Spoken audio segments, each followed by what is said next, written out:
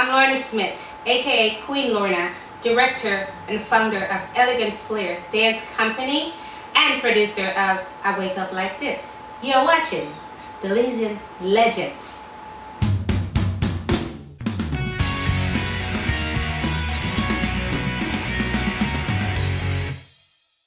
This is what I want to sell. I want to sell Belize in a very positive way. So, working with the kids, I had many kids. We work hard. I got the assistant director.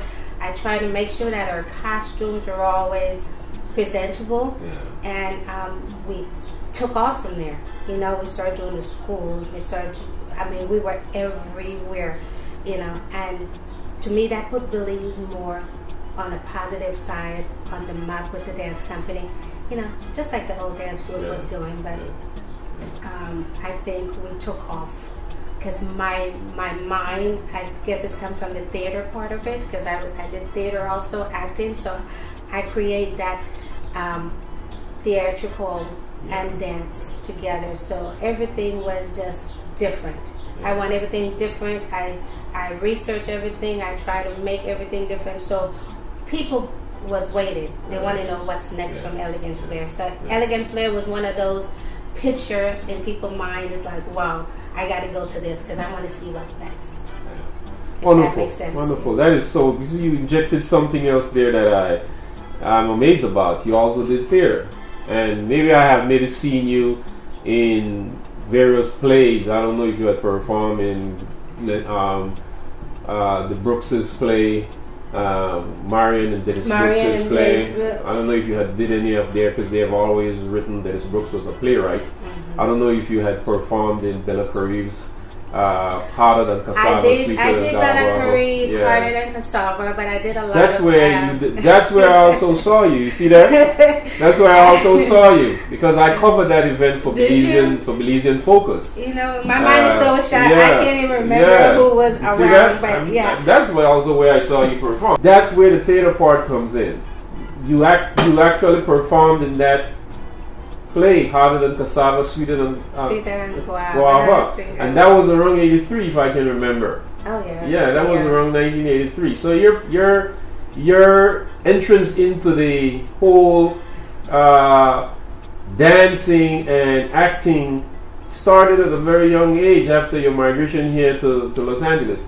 But it was very interesting because you saw all those things in your dance. You saw the theater, you saw the athleticism, and you saw a unique style that you were able to then take out of all these different experiences that you had, right?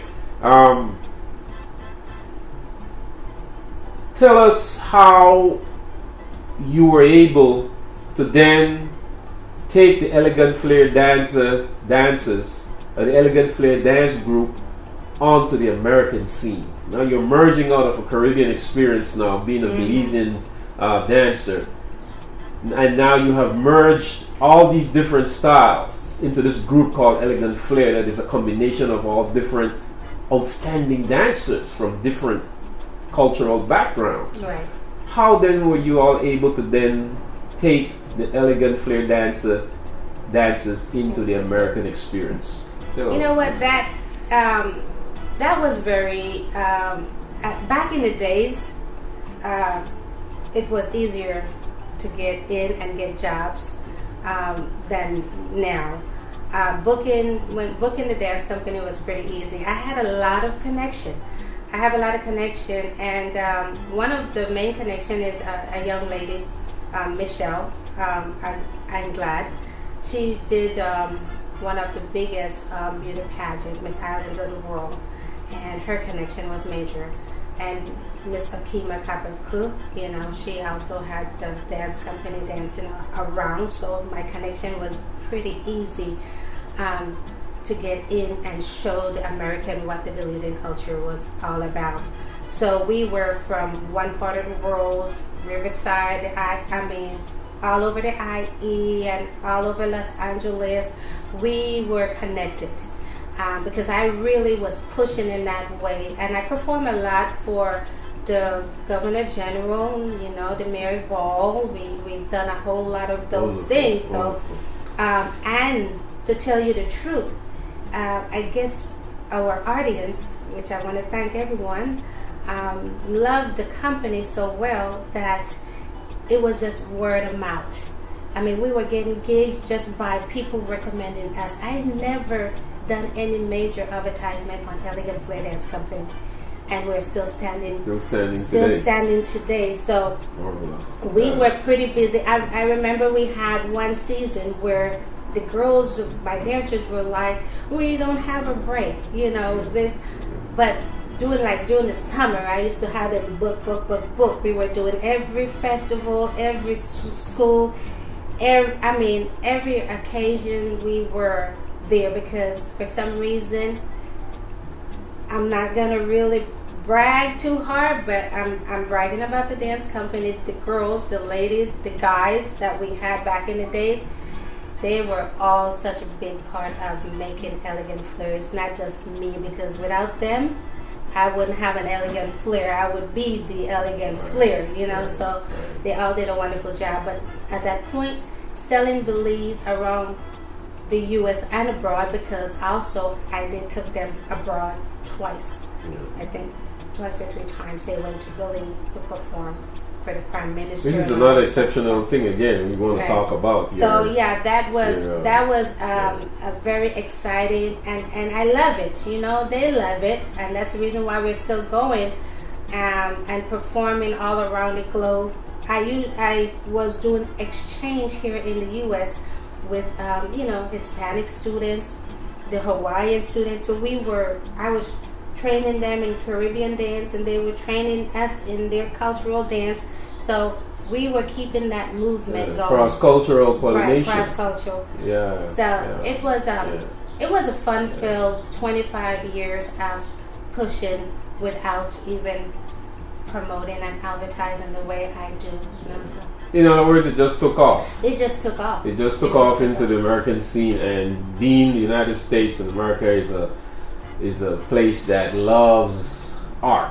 You know, they love the artistic personality, and when something like that comes into the scene, it's just organic. It just takes right off. It just takes right off. And we up to today, we still getting, like, sometimes we perform at major American events, and they be like, "Where have you guys been?" You know. Yeah. And I'm like, "Well, we just LA based. Basically, we LA based, but we've been here." And that's just to tell you that it never died. So that's a new set of fans that never seen us before. Yeah. So it's like, we've been around for 25 years. They'd be like, "Really?"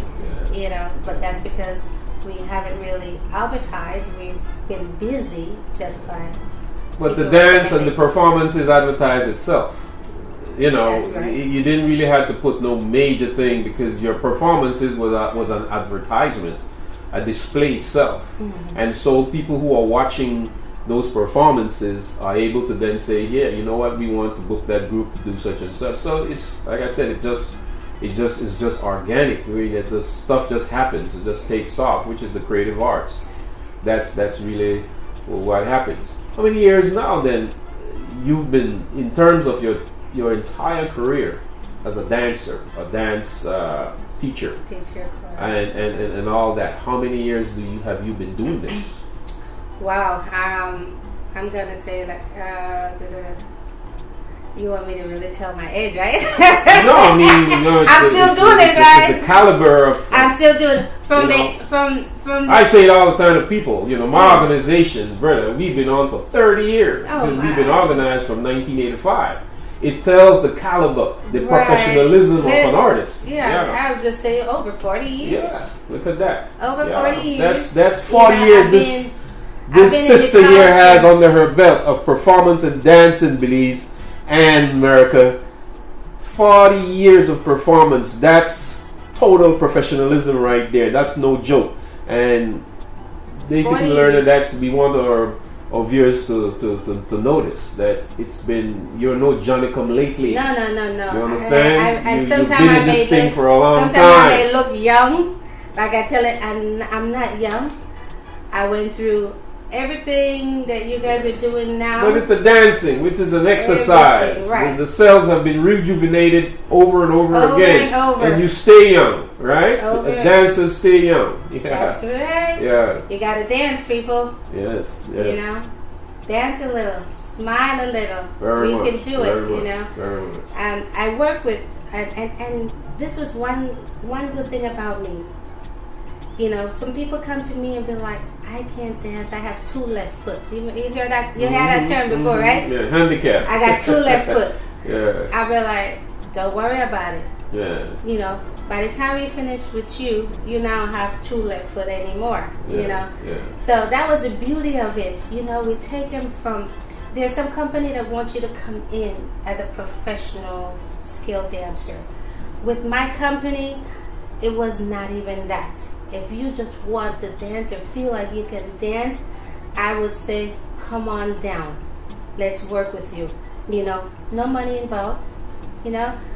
And as you know, throughout all this thing here, no money involved. I did not put pressure on any of my students. Which is very interesting. You know, yeah, very much. All the costumes and everything basically was sponsored because it was just a love that we have for the arts. We love to dance. So the student will come and they can tell you, never dance in their life, can't even move to the sound of a beat.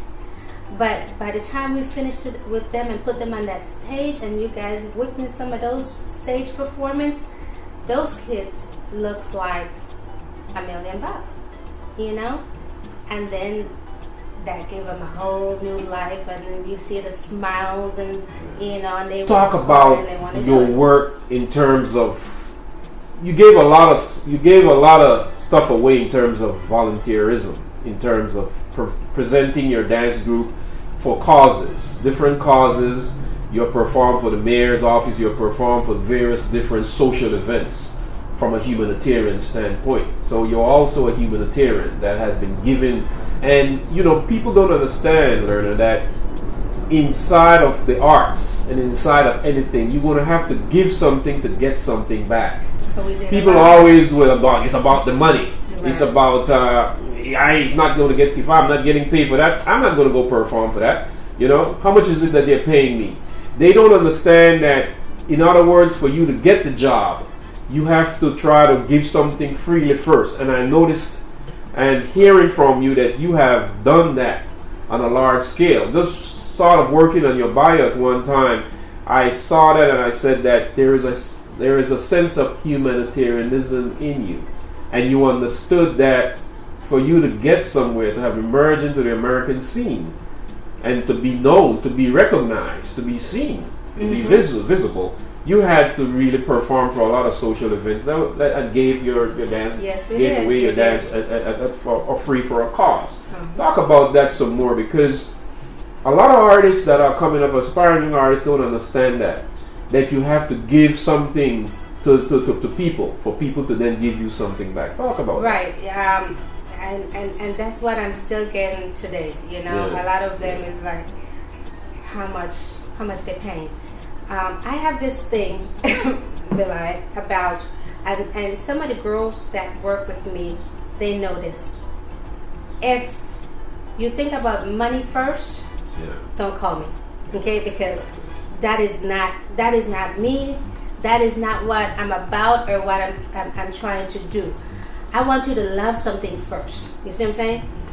I love the dance first, okay? Then money comes later. Money will come, you know, and I guarantee them that money will come. But don't come to me first. I call you for a gig. You be like, how much is it paying? No. Yes. Don't. Yes. I cannot stand that. I lecture a lot of them when they come to me with that first, because first of all, I train you that you would be paying dance company, a dance studio for your classes. I train you to do these things. So a lot of times we put the training in, and this is what I tell them. I says, this is how you get paid. I train you to be the best that you can be. You perform several free shows, and then you can gain your pay. Yeah. Because you're not paying for costumes, you're not paying for anything, you're not paying for training. And this is how we operate in Elegant Flair. If money is all you think about, don't call Elegant Flair, because what it is we get a lot of calls and we do a lot of charity work, as you know. I mean, back in the days we were performing for Michael Jackson Burn Center, you know, we were doing the children's hospitals. Those are things that I don't want to hear you ask me what we getting paid. No, we are doing these things as charity work. I mean, so we did a lot knowing of that. Knowing that the returns would be coming. The returns would be coming. You know, the love you get from people, the cries, the tears you see, those are worth more than money to me.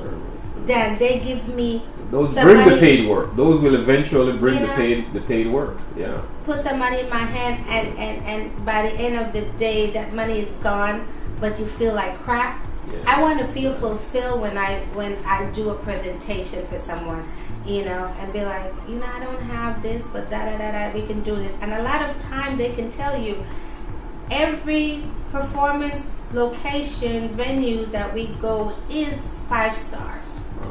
I make sure that the situation is fine. They will feed you. They will that. If the pay is not there, they will make sure that we are taken care of. And that's how we operate. That's why we have long-lasting dancers. Look at my girl Maria, you know, Dolly. Mm-hmm. That is Susanna. Yeah. You know, we have dancers that stay with this company for over 10 years. You have even incorporated the Latin flavor inside of your Elegant Flair, talking about Susanna and Maria. Right. Yeah, so we've done a lot. Like I said, I'm not getting rich. We didn't get rich. We're not getting rich with Elegant Flair, but the fun and the love, the family. Is there, you know? It's a labor of love. Yeah. It's a labor of love, and like I said, they do get what they're worth, you know.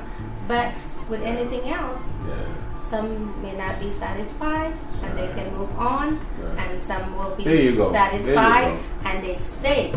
You see what I'm saying? So the ones that stays with me is the ones that have a good heart, you know. So basically, we've done a lot of charity work, and today, guys.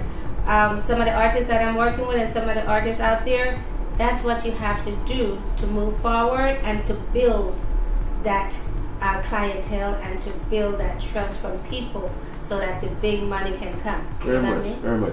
And that's very important, Lorna, that you have said that.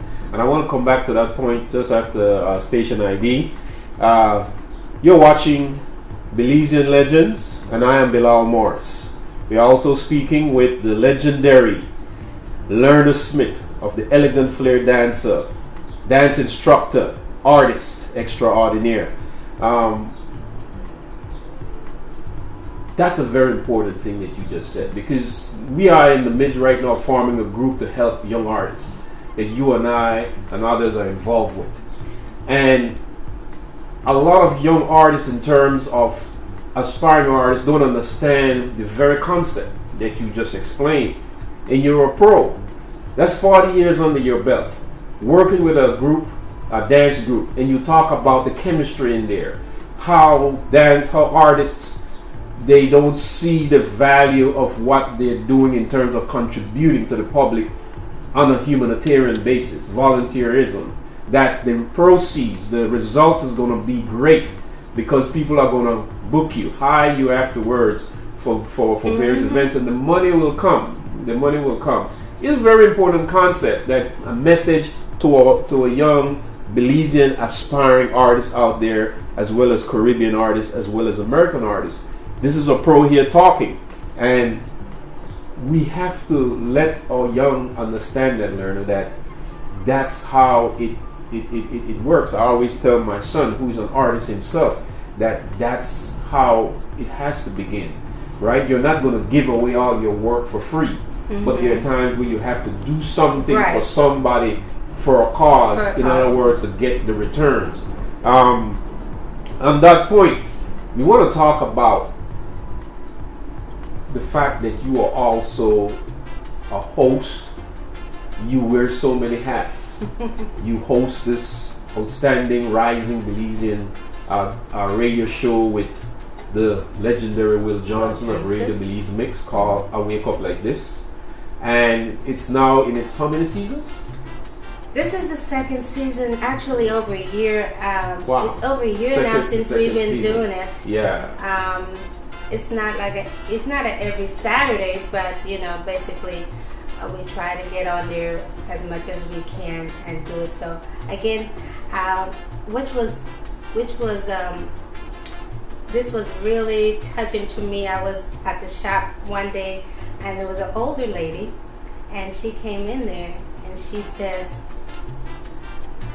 "I enjoyed that show." And I was like, "What show is she talking about?" That show, I think you do it once a month.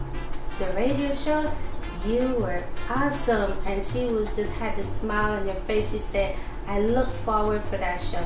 So I turned over to my sister and said, "Did you hear that? Did you hear that?" I said, "Look, they're listening." And this was an older person that is listening to the show. And she said, "Keep it up."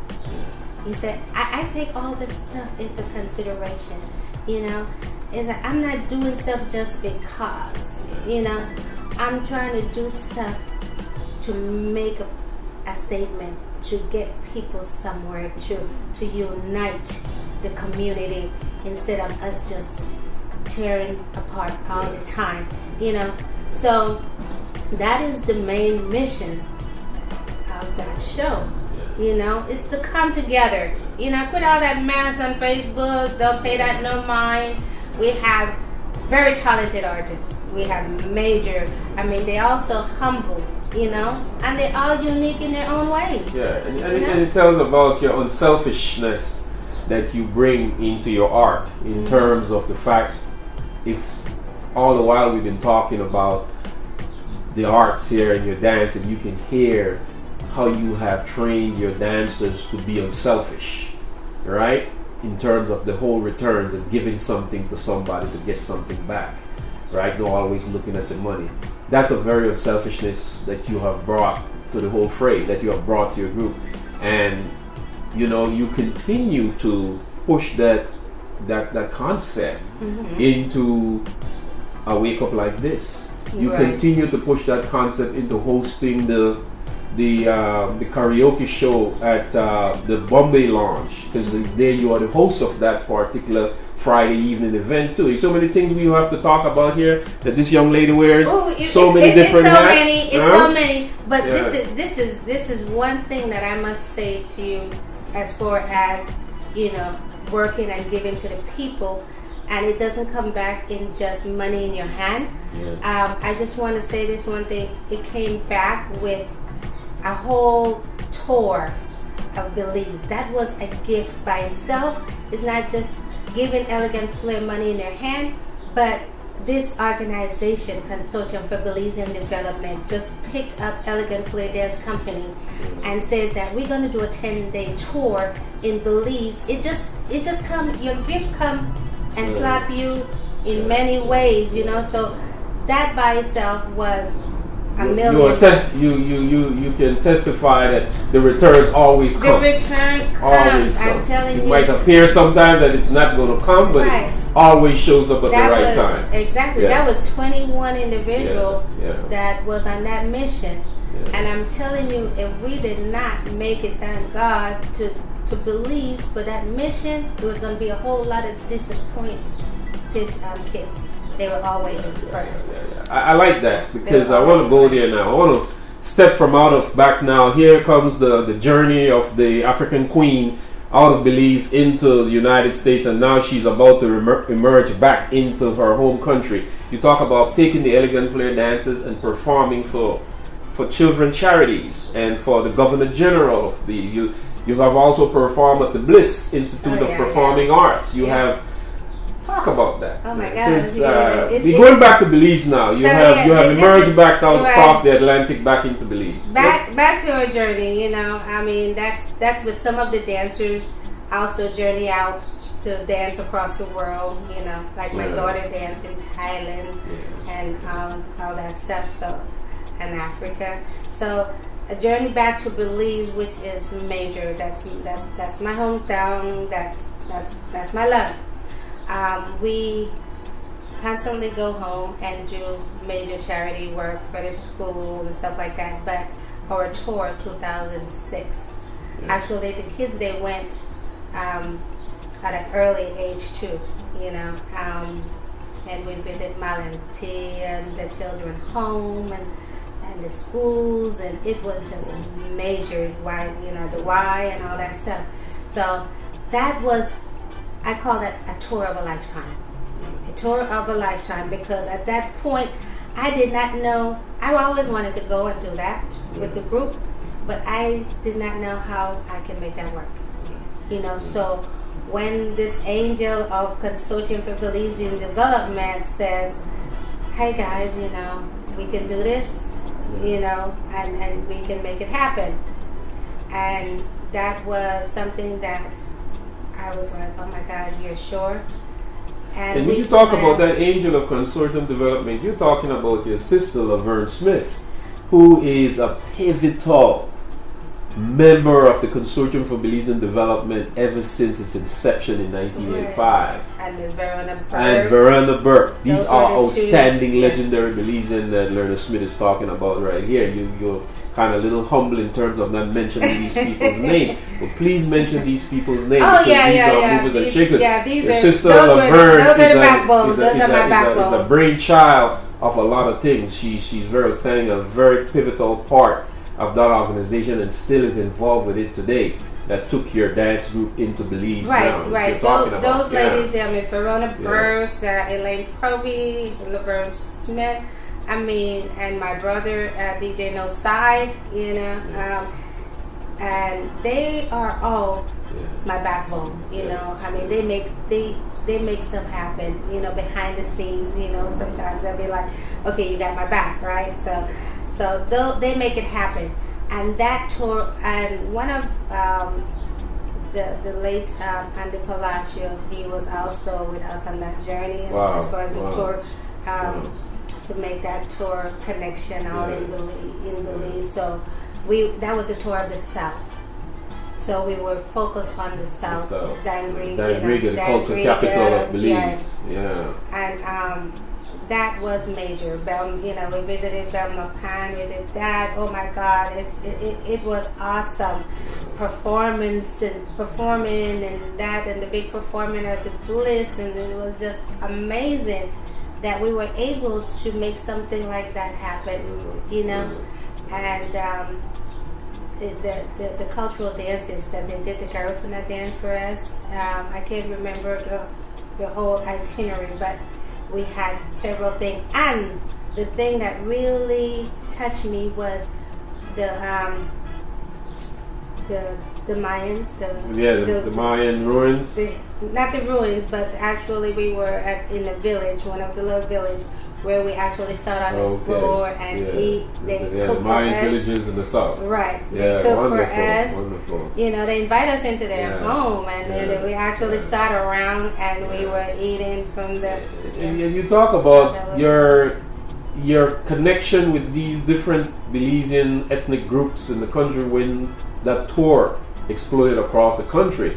And I know you as an artist, you are very observant in terms of looking at these different cultures and watching how you can incorporate a lot of the things that you've seen into your dance. Right. Maybe you have done it a long time ago, not just during that tour, right?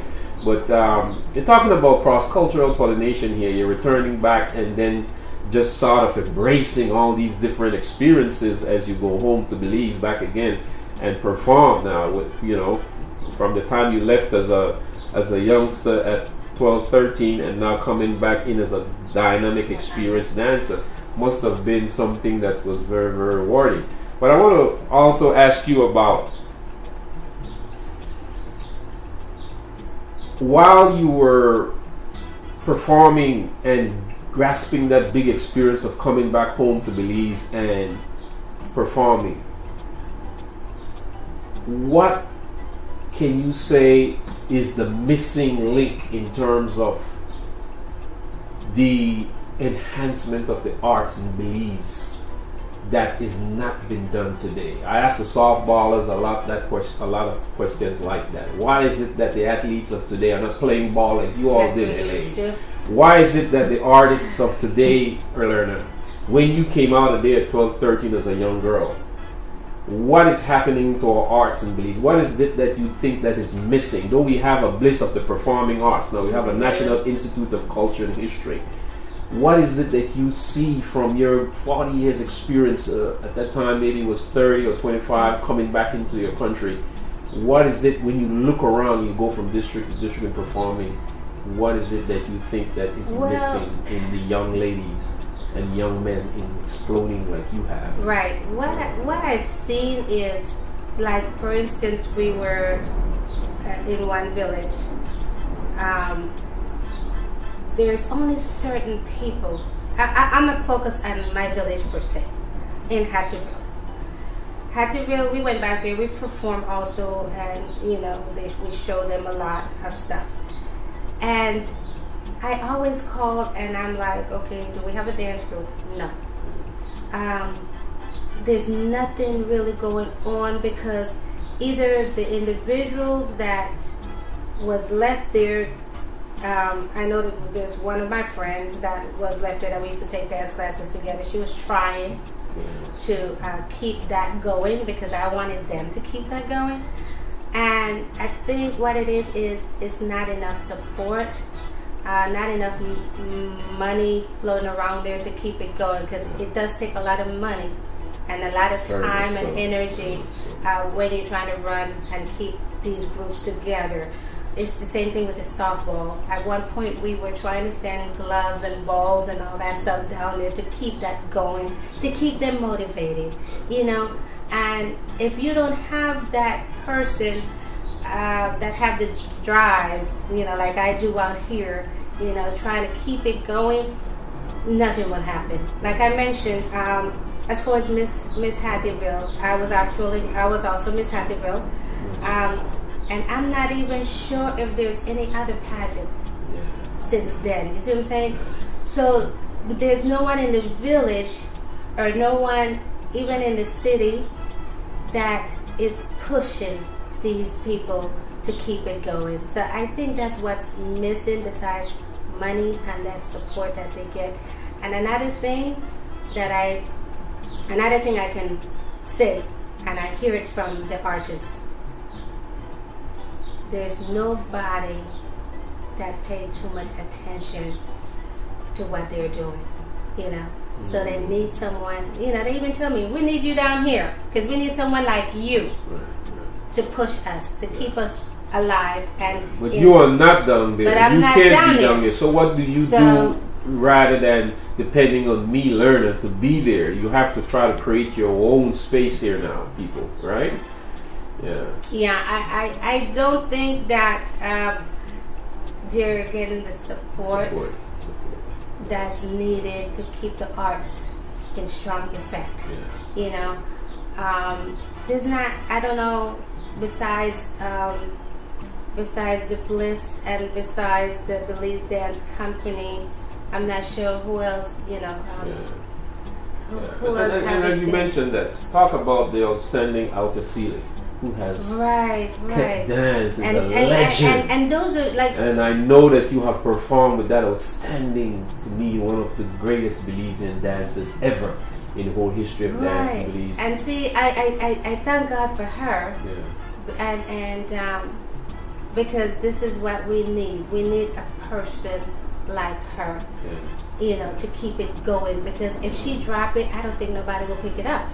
And that's the reason why I'm sure she is trying to hold on to keep it going. You see what I'm saying? Because when we were down there on that tour, 2006, she gave me very, a lot of good credits, and she enjoyed the girls and the dancing that we were doing. And so that was good for me. It's like, oh, Altia like this, so it must be. You have also met the Rosita about that passed away? Yes, outstanding dancer, man. Yes. Yeah, outstanding dancer. So, may she rest in peace. Rest in peace. But we need people like them to keep the arts going. And the villages is, oh my God, we need it so bad. So much talent is there, right? There's so much talent. Untapped. There's so much talent in those villages, besides the big city, that Altia and Miss Myrna Manzanares, very of much course, doing great work again. Right. The legendary Myrna Manzanares of the Belize Creole Council, Right. doing outstanding work. Without them, you know, and without them, I don't know where our culture will be. And Lorna, you are a big part of that contribution. We talk about Alta Sile and the late Sita Balthazar and Myrna Manzanares, but you're coming back into Belize. You have not forgotten home. Oh no! You have brought back all that experience that you have learned from being out in the United States, where this whole multiculturalism in terms of arts and dance and stuff, and you brought it back home, and you have contributed your part. You have done your part. You know, it is clear.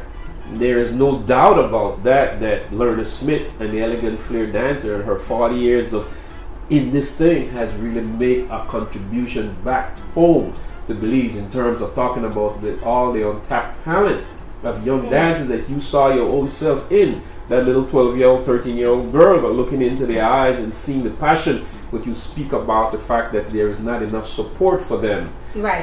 There is not enough support for them. And then it comes to the question, Lorna, that we all want to always end this interview by, is that you are just one part of the puzzle in this entire puzzle called the Los Angeles Belizean Community, or the Belizean in the diaspora. What is Lorna Smith's objective in terms of giving back more from the diaspora in Belize? What are some of the things that you want to do for home, for country, in terms of the arts, in terms of what you are doing? What can we foresee in the future that you will be seeing Lorna Smith and the Elegant Flair Dancer embarking on, in terms of bringing more back to Belize again? Because I know you're not done yet, right? No, you're not done yet. Yeah. That's very good. I'm not done yet.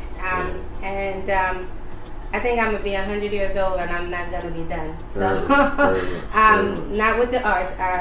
I want to say something real quick, because that is a good statement you made. I want to thank Mr. Tony Wright and his Elegant Tony, Flair. dig yourself up, Tony. He, I think I want to thank him. He's keeping Elegant Flair alive. I could call him to talk about an artist. Yeah. And he will throw Elegant Flair in there. He's a musician, past and present. Right. So I want to thank him for keeping that alive out there in Belize.